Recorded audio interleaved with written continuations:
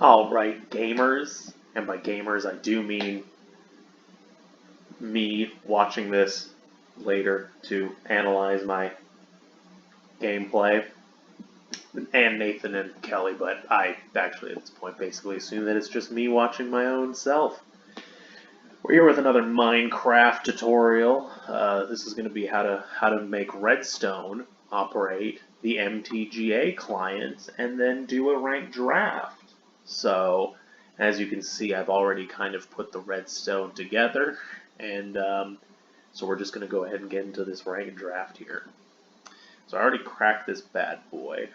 Oh, I'm pretty sure yep, master is all the way down, so that won't be an annoyance this time.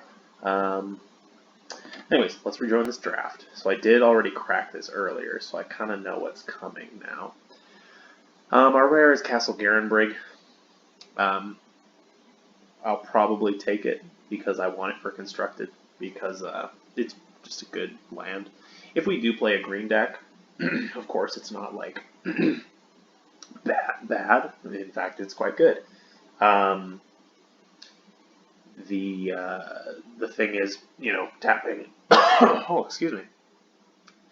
Tapping 5 mana to get 6 green to cast a creature is usually, you know, almost all you're doing is casting creatures in limited. And, you know, the 1 extra land or mana you generate from that effect is notable, but not like crazy. Like, this isn't Windmill Slam. Like, Ardenvale Owl is just on level a strictly more powerful card. But I do want this card for constructed, so I'm going to take it. The most powerful card in the pack is, again, as I said, Ardenvale Owl. Oakham Ranger is fine too.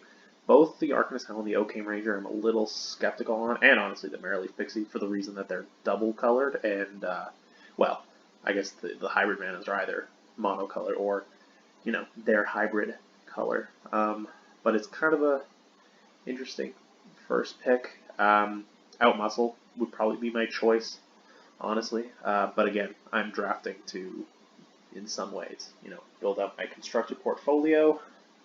So I'm going to take Castle Garenbrig. And I mean, I'm happy to play green in this format. Like, not at all upset if I'm playing green. So I'm happy if I do get to play this, but, you know, for now, we'll see whether this makes it into the slot. Okay, so next pick here. Well, we got to bake into a pie. So our uncommons are Burning Arrow Trainer, meh. It's good if you're in Knights, it's great if you're in Knights, but I'm not sure if I'm there yet, right? Skullknocker is just weird. Enchanted Carrot is good. I actually have the LSV ratings on these cards, and he's rated at a 4.0, which is pretty huge. I'm not totally sure I get it.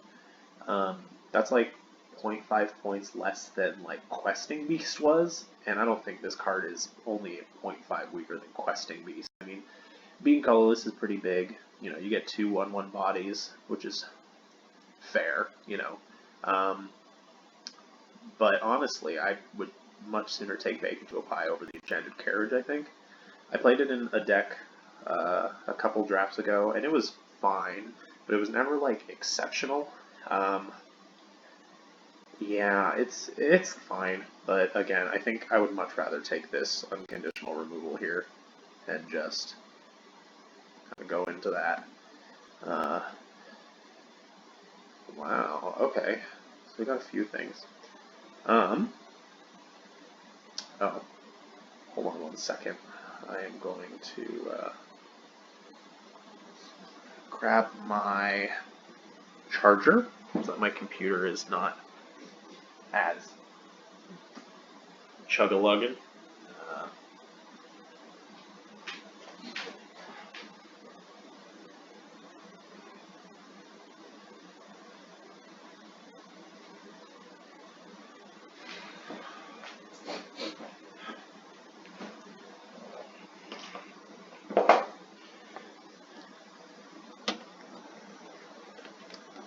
Okay, so uncommons here, we have Edgewall Innkeeper, which is a good card if you're in Adventures. Green, I think green-white is kind of supposedly the, you know, the adventure the adventure archetype, but there's so many adventures, even in like black, I think that you could take this, but the thing is I don't want to take it early either, because a 1-mana 1/1 does nothing, and I need to have like a lot of creatures to make this work. Lock Dragon is exceptionally good. Again, the hybrid mana, so we're looking at a hybrid card that neither of those colors are in the 2 cards we picked. But the pack is somewhat weak. I might take the Witch's Oven. The Witch's Oven has kind of overperformed when I have it played against me, especially if you do go deep into a green-black food deck. It's kind of ironic, because I mean on level this card is pretty bad. I don't know if I'm not sure if I take Witch's Oven. That might be too ambitious. Charm Sleep is extremely good. We're not committed to green or black.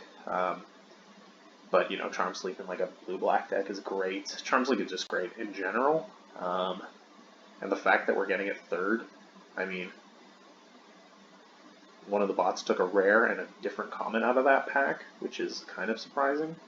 So maybe it says something about the bots passing to us in packs 1 and 3, that maybe blue will be a little bit open. Again, we have the Lock Dragon as well, which is a hybrid card, but strong enough that if they were playing blue, I think they would snatch it up. So I will take the Charm Sleep here, see what comes our way. Garabrik Paladin's fine. If I was really heavy into green, I would maybe... I wouldn't take it over a Charm Sleep, but I would consider it. So we're going to take Charm Sleep here and see what cards are flowing. Ooh, this pack is weak.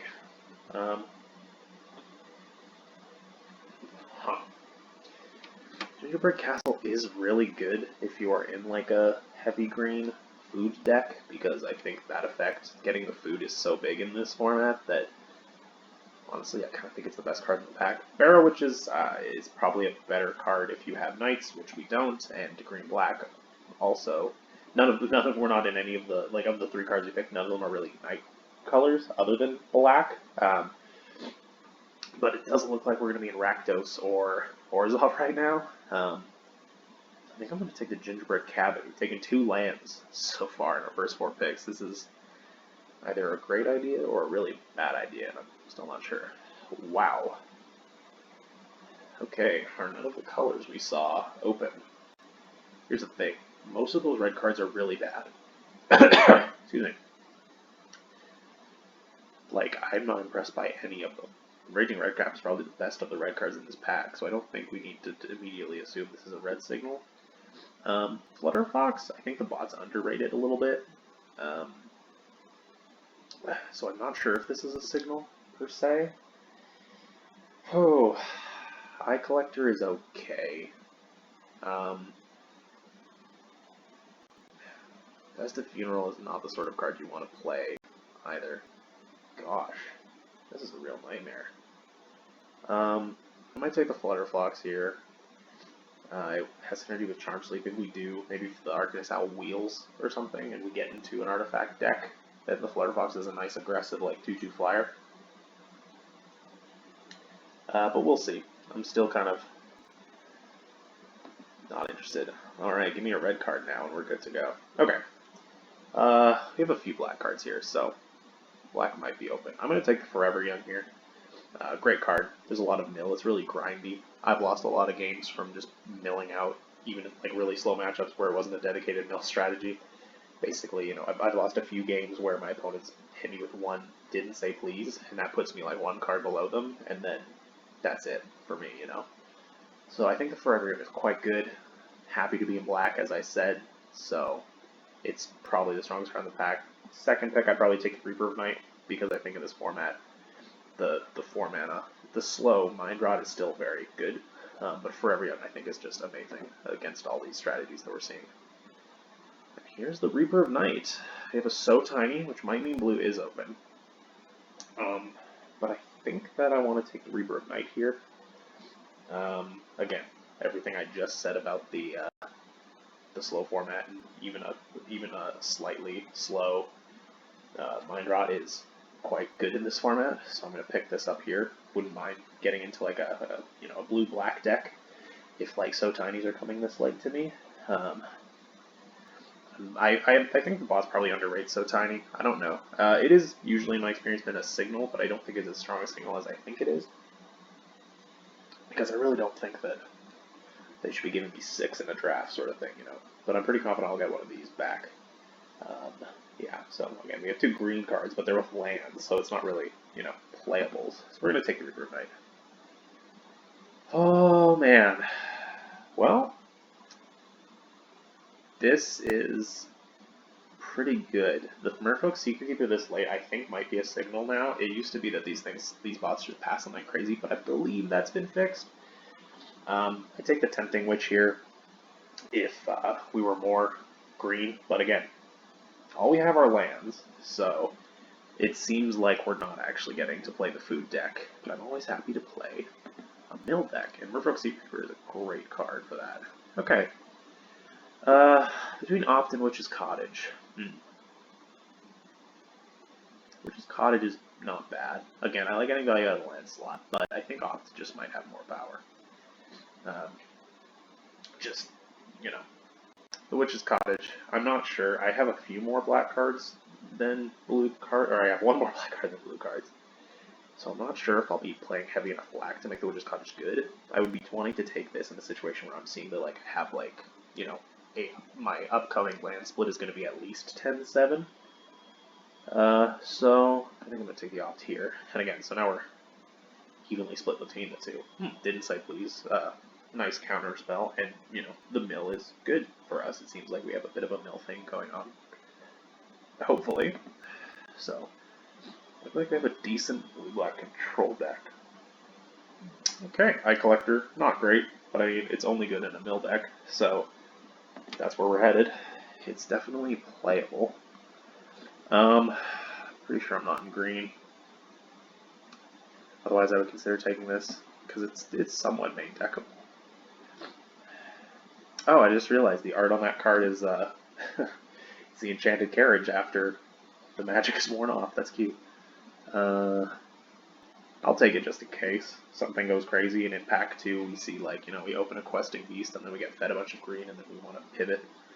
Although that seems kind of inadvisable at this point, because it seems like we're pretty evenly split between our 2 colors, which means we don't have as much pivot room, but we shall see.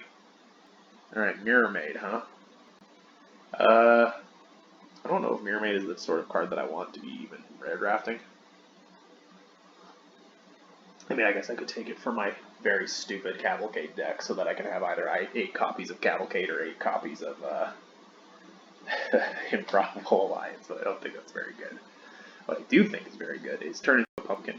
Thunderous Snapper, of course, would be the pick here if we were in green, but it does not seem like that's the case. So let's move these suckers out of here. Sorry, Castle Carenbrig. I would have liked playing you, but I'll get a lot of mileage out of you in Constructed.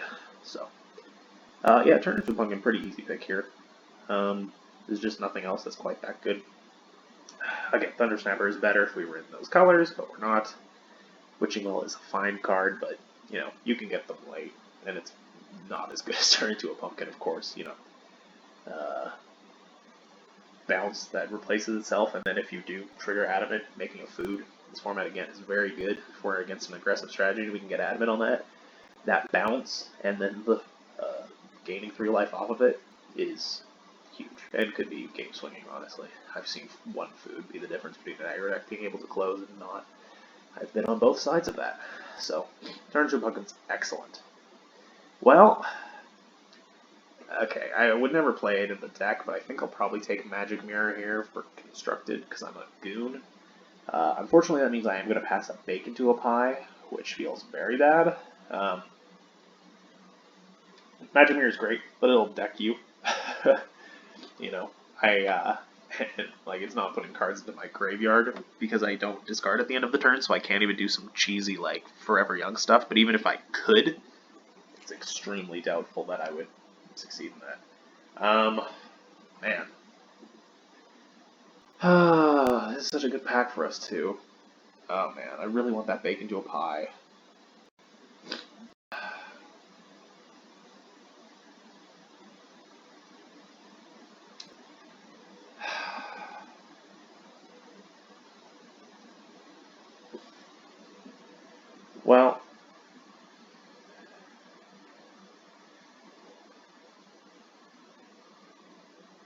You know, I think I might skip the magic mirror here for Bacon to a Pie. I doubt that it's so unplayable that a bot won't snap it up, and I can just take it later. But I don't think I don't really play a lot of decks that benefit from Magic Mirror. Maybe like a dumb Brawl thing, but I already have one copy, so I'm not too stressed about this. I want to see how I can do if I really commit to, you know, try to win this draft as best I can, so.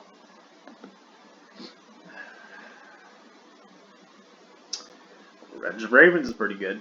Again, this card is overperformed. I'm happy to mainboard it. If it was best of 3, I would probably mainboard it and then deck it out, or side it out against like an opposing mill strategy. But there are still a ton of strategies that are like, they're not aggro, but they are like creatures. And this is good against even big creatures. Again, like, you know, I've had good experiences with this. You know, just providing enough of a life swing that it's really uncomfortable for the opponent to actually keep attacking, even if it's just like single copies of larger creatures, especially if they can't just attack for free.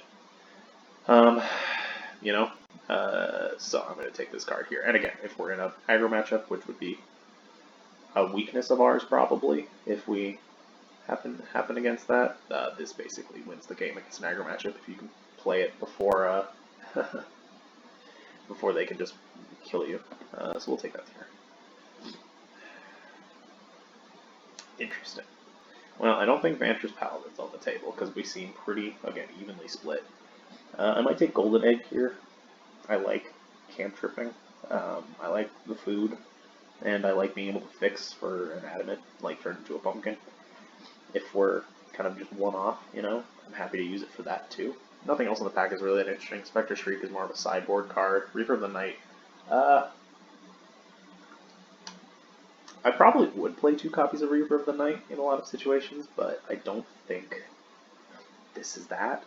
It might be a signal that black is also open in this pack too, because I haven't seen this a ton actually. Like I think the bots actually do take this card a fair bit, so this might be something to keep in mind. But I think for now I'm going to take the Golden Egg. You know, I do want to have 2 drops in this aggressive strategy, or not in this defensive strategy, just to draw into other threats. And again, against an aggro strategy, having food, you'll be happy for it. Do I take the Witch's Cottage now? So we have 1, 2, 3, 4, 5, 6, and a lot of double. We have well, I guess we have some double blue, but we have 2 double black cards, so we might be pretty high on swamps. Is that better than the second opt? How much card draw do we have? 1, 2, I don't really like this card draw. 2, 3. Yeah, I'm going to take the Witch's Cottage here. Let's see. Like I said, if my assumption is correct that Reaper was a bit of a signal that black might be open, we might end up playing a little bit more black than blue. Although the fact that we have like 1-drop blue cards means that our mana base probably can't be too slanted. Oh, well, yeah, now I'm starting to think maybe opt is correct, because even if we have more black cards than blue cards, the fact that we have some 1-drop blue spells, and if we picked up Witching Wells or something, that would be even increased. And right now, most of our, other than Eye Collector, this isn't really a 2-drop unless you're in the most dire situation. But most of our black cards are later plays, so we might actually want, again, still a more even split. We're a little heavier on black cards by number. I think I've talked myself out of the Witch's Cottage. I think I'm going to go for the opt here. Alright. I like Tempting Witch. We have a few ways to make food, but again, if we're doing something right, as of right now, I'm kind of hoping to mill to death. You know, 1 Merfolk Secretkeeper and 1 Say Please. You know, maybe recurring the Secretkeeper later. I think that's enough, you know, as it is, to like win by mill in this grindy format. And I think that Scalding Cauldron being colorless and a slightly inefficient, like Scorching Dragonfire is fine. Probably better than the Tempting Witch. Again, we have 2 bacon good pies and a turn into a pumpkin and a golden egg. And with the Tempting Witch, that'd be 5 foods. But, again, I don't see us, like, damaging our opponent enough to, like, warrant finishing them off with the Tempting Witch. Like, I see us using food more to heal ourselves. So I will take this Scalding Cauldron here to help curb early aggro. Queen of Ice is fine. Kind of slows them down. It's not a, it's an inefficient stat line, but if it damages something, you know, it taps it down. And if it gets them so tinies, then we can kind of use it as combat trick to kind of cheese with this. You know, and again, against an aggro strategy, happy to pay 2 mana to tap down there, 2 drop for, you know, 2 turns, and then play this again. Again, same thing. I'm not taking the Tempting Witch here because it's just doesn't synergize as well as the Queen of Ice, I think. But you know, I'm super high on Tempting Witch. I think it's a great card. Even if I was playing like black blue, but a lot of my black cards made food. You know, I'm happy to play it. I'm not just playing this in the green black food deck, quote unquote. I'm happy to play this in even a different blue black deck, like I did, you know, a couple runs ago. But here, in this situation, oh yes, okay, another Merfolk Secretkeepers, so definitely wanting to focus hard on the mill, so that's great. So, you know, we have 2 4 mills and then the Charmed, or the Didn't Say Please for a third, or 3 more mill. This is pretty good. This seems strong. And getting that late, again, tells me there's something up with blue being open. Witching Well, I like it. I like scrying. Another Merfolk Secretkeeper? Yes, please. Very much into it. So the Magic Mirror didn't wheel, I just realized, which is a real sad day. But we will press on. None of these cards are getting played. Don't even think that. I don't think we have any more. A Witch's Cottage Cycle. That's really cool. But it looks like we're more blue than black, which makes me glad that I didn't take that Witch's Cottage over the opt earlier. But you know, we'll see how things go in the last pack. Maybe things kind of change a bit. Wow, this is great. I'm pretty happy to play Arya in this deck. Well, maybe I'm not. I might take her just because I could possibly play her in this deck, and I really want her for Constructed. I passed one last draft, which was sad. But I mean, honestly, we have 2 black creatures currently. So I think Covetous Urge is the correct pick here, but like I said, I want this for Constructed. You get a couple more black creatures. It's not the worst thing in the world. I'm happy to play this, you know. I can, in a real pinch, sack other black creatures to draw cards. But we'll see. I'm going to put you in here for now, but I am happy to have you on the team. Alright, Moonlit Scavenger's quite good. We have 1 Witching Well, 1 Scalding Cauldron, 1 Golden Egg. A few ways to make food. I think that will be pretty easily able to trigger the Moonlight Scavenger, which I realized I've been writing down in my descriptions as Moonlight Scavenger this whole time. Oh well. But yeah, I think it'll be pretty easy to get that to trigger. Wow. Wow, it's kind of weird seeing these 2 extremely good mono or hybrid mana cards come through here. Curious. Are we blue enough to play the Thunderous Snapper? I think we might be. Let's see. Can I look at my spread before finishing? I can't, so let's just in case. There's 1, 6, 7, 8, 9, 10, 11 versus 1, 2, 3, 4, 5, 6 black. We have a couple cards that trigger the draw thing, which I'm happy with. Thunder Snapper would make like, oh gosh, I already forgot what I said. 6, 7, 8, 9, 10, 11. So that'd be 12. I think I'm happy to take it here. I'm not super jazzed about anything else in the set. Malevolent Noble might be better because we can feed it food. But again, in this deck, I kind of want to use food to heal myself in a bad state. So I'm gonna play the Thunderous Snapper. I'm gonna take it, see how it goes. That might move out if I just got a bunch of, like, black cards, which I'm not getting. I am getting another Merfolk Secretkeeper. Excellent. Excellent. Big fan of 4 Merfolk Secretkeepers. Oh, man.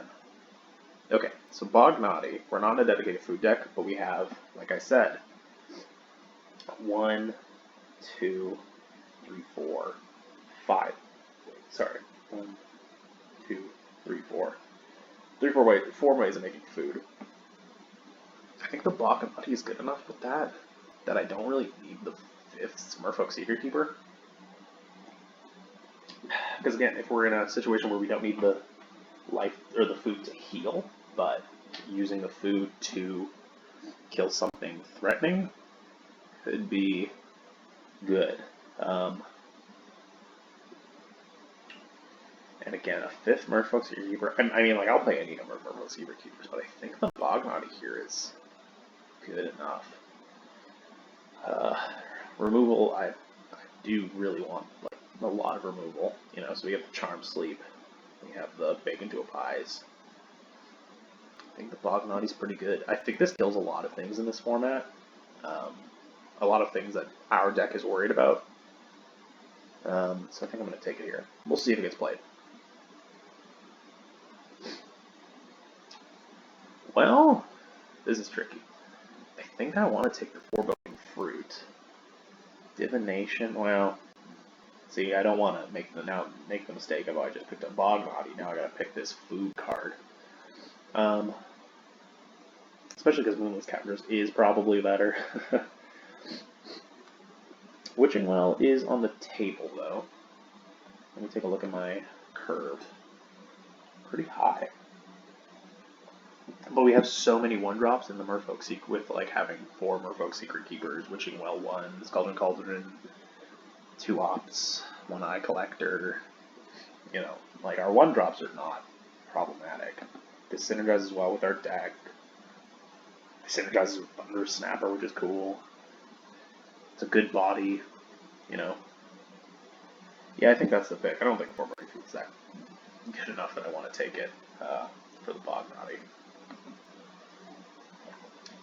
Okay. Nothing here really that interesting. I might just go ahead and take the Embereth Shieldbreaker for Vault Progress. We're at 553%.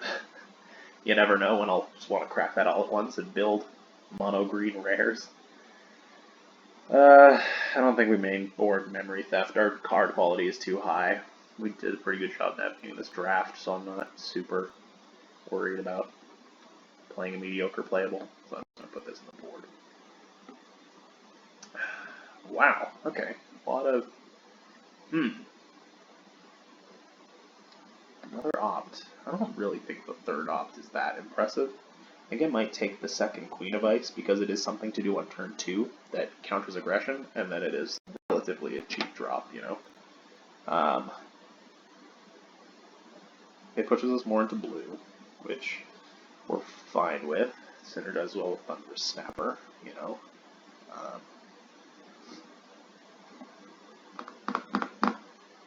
Yeah, I think I don't want the Witching Well either really that bad. The second for the second one. Yeah, okay. I'm happy with that. Wow, Cauldron Familiar, huh? I think I'll take the 2nd Reaper of Night. Obviously, our deck doesn't really shy out with a Cauldron Familiar. If we would have taken a Witch's Oven pick 3, now we're talking, but unfortunately, that is not the case. So, I'll take Reaper of Night. I don't know if I'll play the 2nd one. I might like this better than the 2nd copy of Moonlit Scavenger, potentially, in this format. We'll do some deliberating. Again, the Witch's Cottage probably doesn't get played. We already have one. Does Wicked Guardian get played? I mean, it could be decent. What do we have for 5-drops? Bognati. Oh, that's a 4-drop. So that's in the same turn we'd be baking into a pie, turning into a pumpkin, kind of removing. I mean, I think the Wicked Guardian synergizes quite well with our deck because we have so many Merfolk Secretkeepers. Queen of the Ice doesn't die to it. Like almost none of the cards in our deck die to it. So I think this is a situation where it's pretty good. Will it make the cut? Maybe. We'll have to see. Again, our card quality is quite good, so I'm happy with our deck. It's a good problem to have. Yeah, none of these are getting played. Just take the Ginger Brute, because I think that card is cute. Again, not really getting played. Not getting played. Alright, time to make some cuts. Not many, though. We have 2 in the deck, 2 extras in the deck currently. Definitely running... Definitely not running the Witch's Cottage, I don't think. We might, in fact, go down a swamp and up an island, just because I want to be... I mean, ideally, I'm doing something with 1 mana on turn 1, and I need my land to be blue, you know, to make that happen. Huh. A lot of good cards. I don't think Eye Collector's that good. We do not need Help Milling. That was an easy cut. Second cut, okay. So I was talking about cutting either second Reaper of the Night or Moonlit Scavenger. This is tricky. I think Moonlit Scavenger is good. I mean, we have a lot of things to trigger it. Hey, we didn't get any Sotinis this game, actually. That's kind of surprising. I miss getting 4 of those suckers. I was playing like 6 of those in decks that couldn't even mill, and now that I have like 4 Merfolk Secretkeepers, and it didn't say please, now I'm like getting so tiny. Also, Run Away Together, so didn't get any of those. It's where I can only have Merfolk Secretkeepers when I don't get the other blue commons that turn it into an obscene recurring effect. Okay. I still like Revenge of Ravens in the main.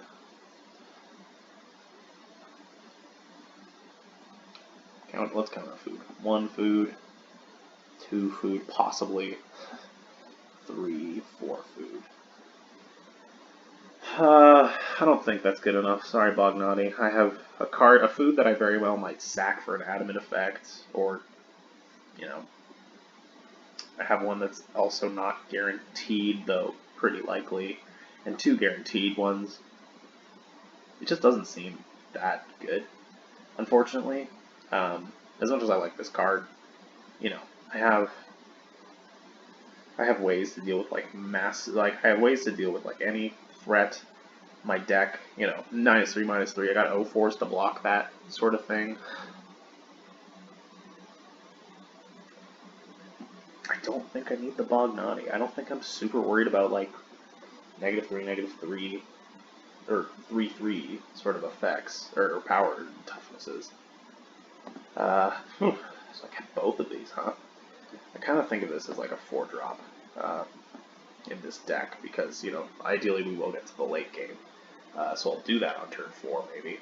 And then later, you know, if the game goes to just like complete grind mode, Reaper of the Night can just kind of close. If I didn't want to just mill my opponents to death, which is possible, you know.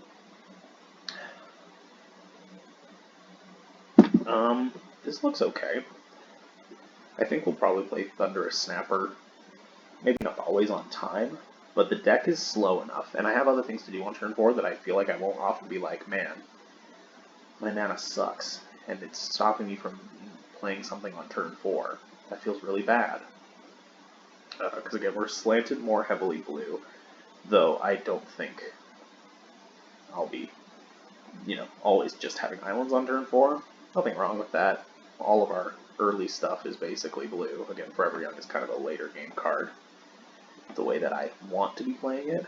So if we end up just opening with all islands, like that's very keepable. Because our deck does a ton of that. So I think the Thunder Snapper is fine in our deck. We have 1, 2, 3, 4. We have 4 ways of triggering it, and I think that's enough, probably.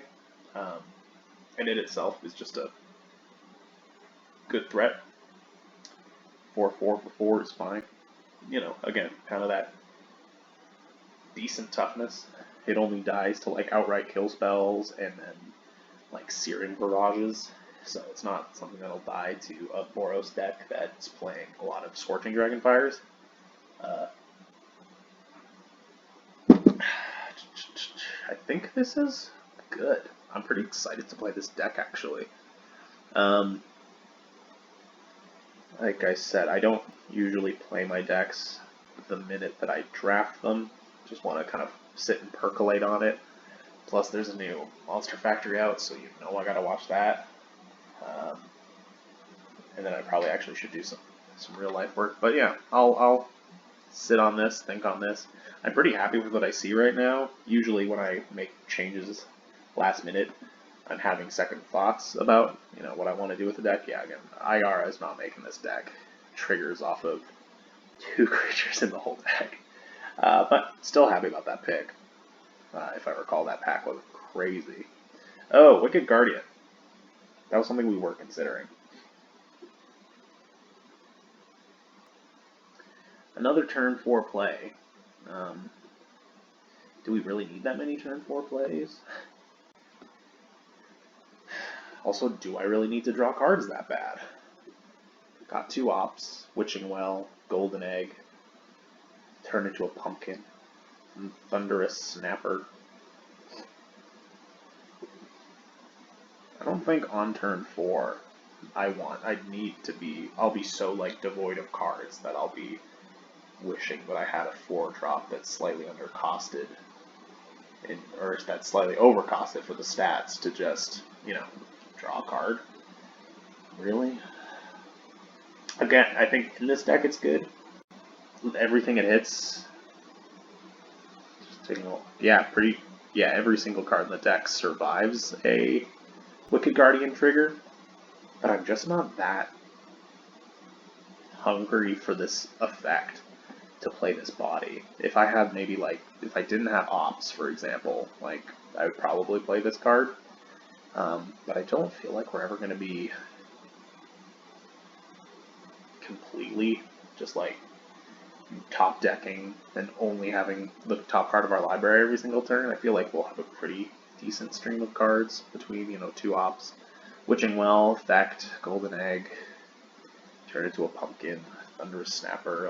I don't feel like we'll be needing card advantage super badly. The only card I would even consider taking out for the Wicked Guardian might be the Revenge of Ravens, but I actually like that better. I've been really impressed by this card. In the best of 1 format, it's fine, because I think a lot of people are still just playing more creature-based, not curve out Boros aggro, but just aggressive strategies. I've had a lot of people try and kill me with creature damage. This card just prevents that from happening so often. Creature decks have just completely floored. So I'm pretty happy with what this is. And again, if I make any changes, I'll make a note to myself in the description so that I remember what I did. Other than that, pretty happy with how this deck turned out. I don't think there's any colorless cards to bring in there. Oh, Castle Garenbrig. I'm so excited to eventually make a Henge deck. This will be great.